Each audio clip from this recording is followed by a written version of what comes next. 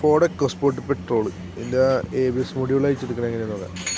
ഇതിൻ്റെ ബാറ്ററി ഇതൊക്കെ അയച്ചു വെച്ചിട്ട് ECM നീക്കി വെക്കണം. എന്നാലേ ഇതാണ് ABS മൊഡ്യൂൾ ഇരിക്കുന്നത്. ABS മൊഡ്യൂൾ എന്നാലേ കാണാൻ പറ്റുള്ളൂ. ഇതിൻ്റെ കപ്ലർ ഊരാൻ സിമ്പിളാണ്.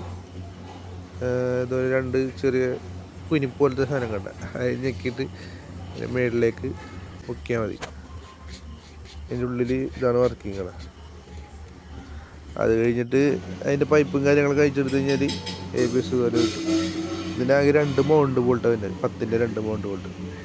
ഒരെണ്ണം സൈഡ് ഫ്രെയിമിലും പിന്നെ ഒരെണ്ണം ബോഡിയിലും, നേരെ ബോഡിയിലും വരുന്നത് 10ൻ്റെ. ഇത്രേ ഉള്ളൂ, സിമ്പിളായിട്ട് വരുന്നില്ല.